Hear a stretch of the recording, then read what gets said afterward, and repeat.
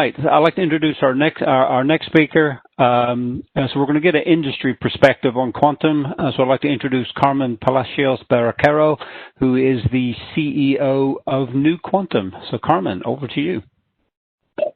Thank you. Thanks so much. It's really a pleasure to be included in this session.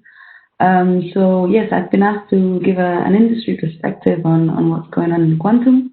As a way of background, as it's already been mentioned, I'm one of the co-founders and the CEO of New Quantum. We're a Cambridge-based quantum photonics spin-out of the University of Cambridge.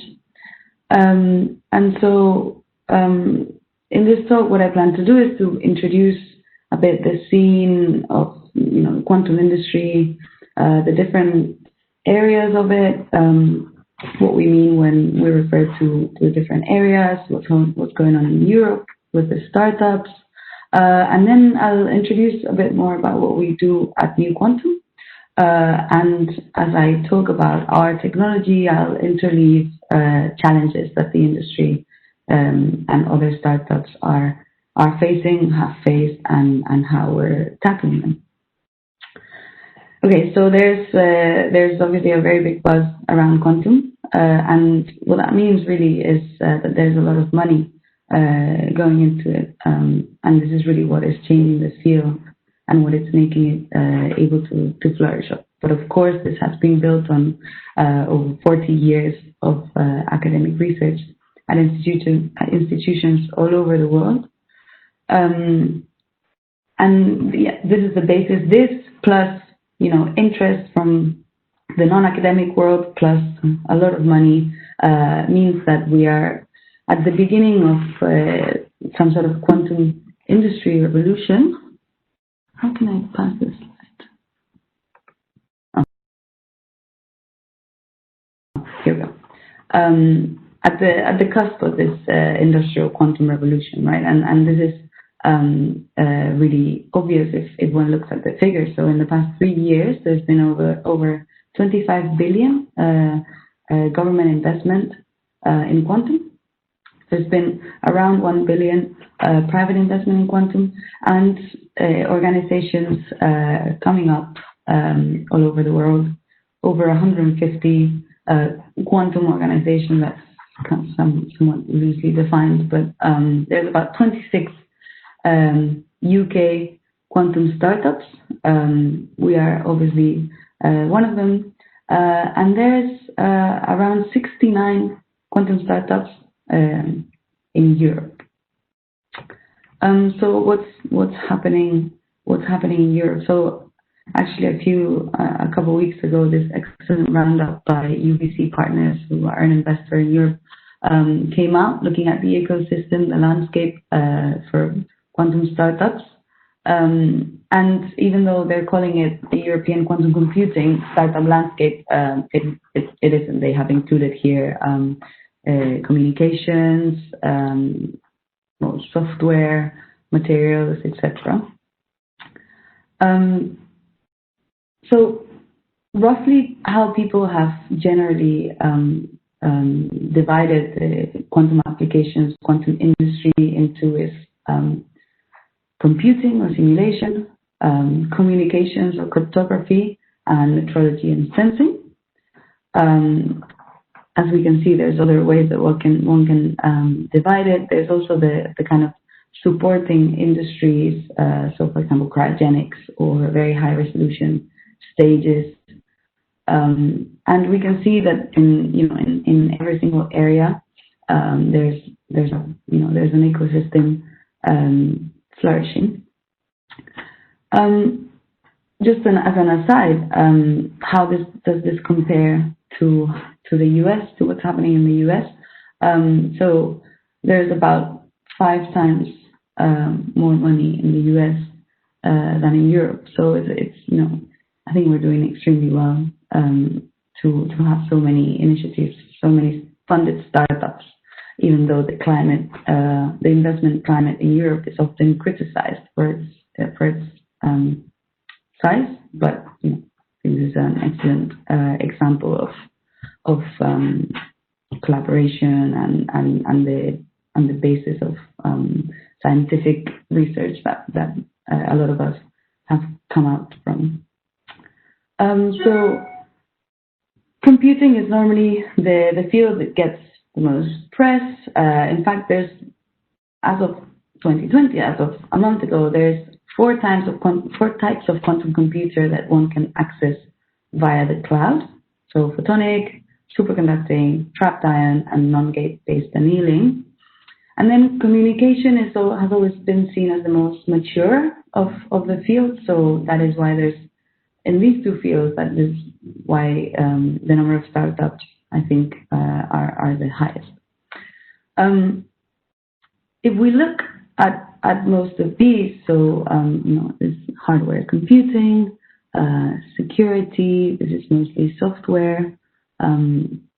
There's components and materials. We can see that as per also the previous two talks by Kathy and Marco, most of these fields, industries, startups, technologies use the photon as a carrier of quantum information. The photon is at the heart of most of these technologies, and this is, I mean, for obvious reasons. Photons travel faster than anything else.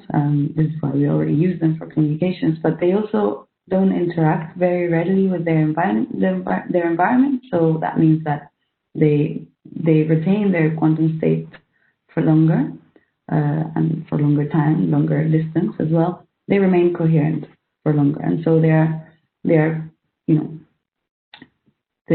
one of the main resources for quantum information technology, specifically in quantum photonics, which is the science or the technology of treating light, manipulating light at the quantum level, so at the level of single photons. However, the technology to generate and detect single photons is quite rare. We don't find many companies around the world that have developed the technology to generate single photons and to detect them at the other side. And as you can imagine, if you have these two things at the beginning and at the end of any system, and they're both quite inefficient, that already brings down the efficiency of your whole system. So if you start and you end with devices that are not that good, then that kills your system quite a bit. So quantum photonics, and specifically generation and detection of single photons, as quantum photonic components, single photon components, is what we specialize at New Quantum.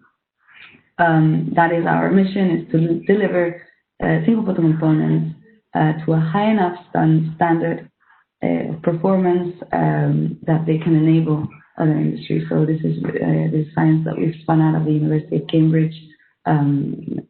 We were established a couple of years ago, and this is the vision, that we can illuminate quantum information technology with our single photons. So we have, in fact, three product lines, three technology areas, three IP domains, essentially. One is the single photon source, as I said, the single photon detector, and the last one is is our first small quantum photonic system. So it's a system made of single photon sources and detectors that uses the undeterminism of quantum mechanics to generate random numbers. So what I'll do next is that I'll go, I'll go through kind of every one of these three products, kind of introducing what they are and what the status of the technology is around the world, and what are the kind of benchmarks, the parameters, etc. So let's talk about the single photon source first. So the third kind of light, deterministic single photon sources, sub-Poissonian light. It's a distinctly different kind of light to, say, coherent light, emitted by lasers, or chaotic light emitted by lamps. It's the third kind of light, and making single photon sources has been the aim of the one of the aims of the quantum optics community for a while, but it's been quite hard. There's not that many around, and so in order to create single photons for all of these applications, for quantum key distribution, quantum computing, what people have been using is attenuated lasers.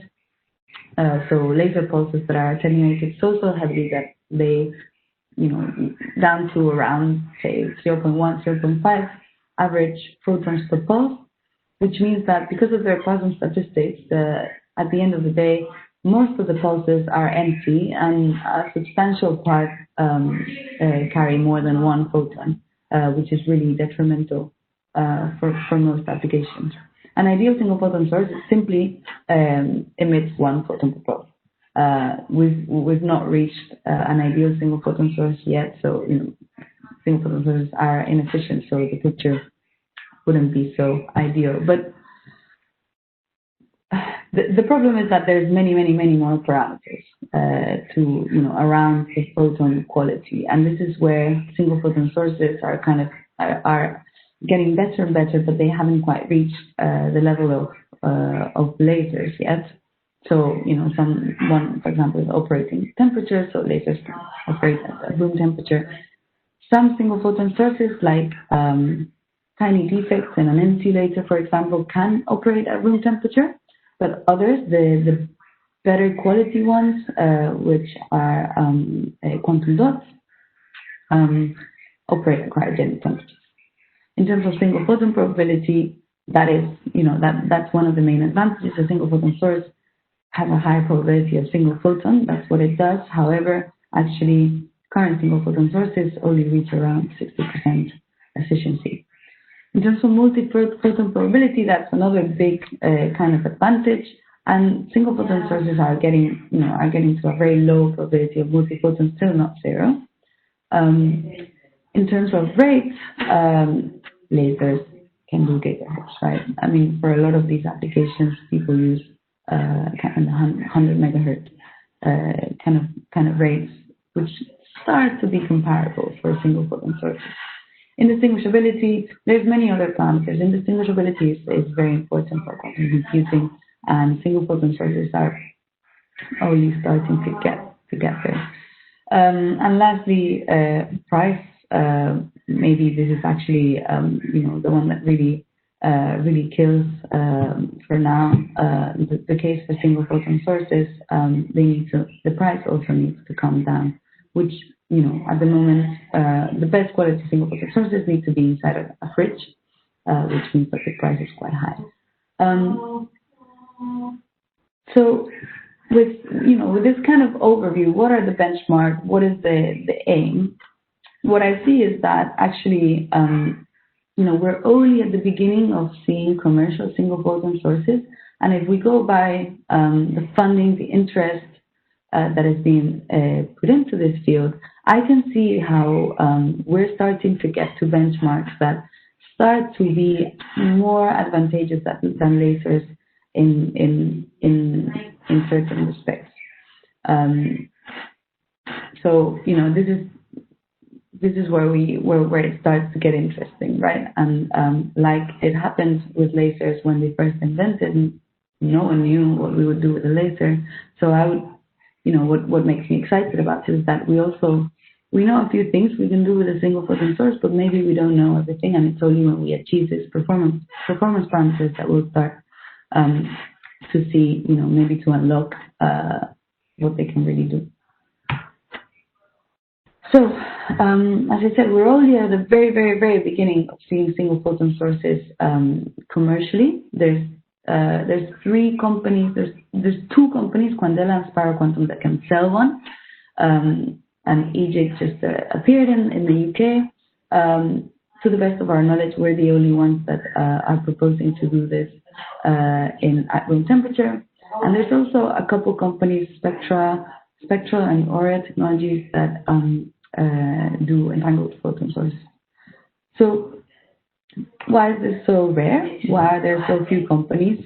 I mean, the first reason is the technology is just hard, and it comes with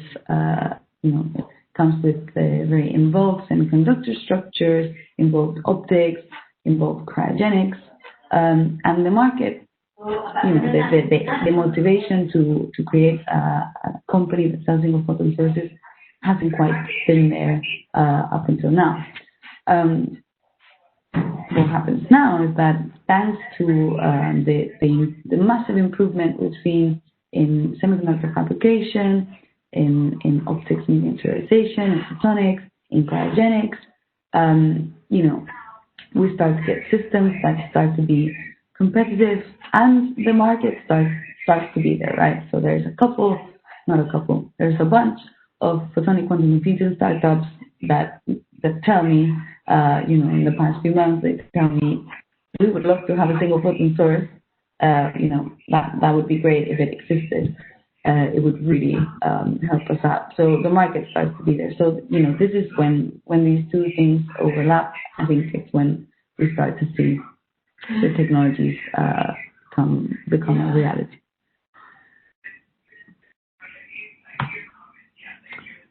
Okay, so going on to the detector, a single photon detector is a device that is able to create a measurable electrical signal out of the faintest optical signal, which is a single photon. So there's essentially a couple of technologies out there that can do this. One is avalanche photodiodes, APDs. They work at room temperature. It's a semiconductor structure that has a high electric field inside the semiconductor structure. When a photon comes in, electron holes are separated, and these fields cause the avalanche breakdown of the semiconductor via the carriers impinging onto the crystal structure. The other one is superconducting nanowire detectors, and this is a newer technology, but much more efficient, cryogenically cooled superconducting spirals. That this is a bit less well understood, but lose a bit their superconductivity when a photon impinges and can detect photons with very high efficiency. So just to say how ubiquitous detectors are, every single quantum photonics system needs a single photon detector.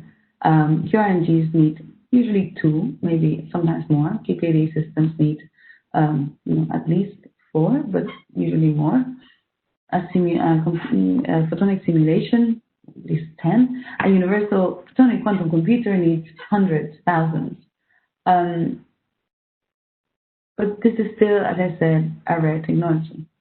And these are some of the benchmarks. So it's always a trade-off, right? In terms of dark count, so this is the APDs, room temperature technology, and SNSPDs, cryogenically cooled technologies. Dark count rates are pretty low, actually, in both, a bit better on commercial SNSPDs. Detection rate. So this is when this is when we realize that if a laser is glowing at a gigahertz, in some respects, it doesn't really matter if we can't detect it at the same rate, right? In terms of efficiencies, I mean, commercial SNSPDs are getting to efficiencies that are very favorable for complex, say, photonic quantum computing, but of course, they come at a high price. Even the room temperature technology, which only achieves around 60% efficiency, to be honest, is quite expensive. If you need to buy, you need to kind of democratize photonic quantum technologies. You can't afford 6,000 rupees. So, as I said, the technology is rare. There's only around 6 companies in the world that sell room temperature single photon detector. There's another 5 that sell SNSPDs. We hope to be the 7th one, by the way, in the UK. Our product will be launched, we hope, in 2022. And again, the same barriers really. The technology is hard. APDs have been developed for I think over 20 years, and the efficiencies haven't got that much better. It's a complex semiconductor structure. There's a lot of there's a lot of defects and scattering points in it, and so the efficiencies don't make a step change. But also before there hasn't been the motivation. Before, the only people buying single photon detectors more or less were the scientific community, and that's still it's a large market, but it doesn't make for kind of a whole kind of step change perhaps in some of these technologies. Now this is changing. So we aim to come into the market with a technology that is similar in some respects to an APD. It uses avalanche breakdown of the semiconductor, but we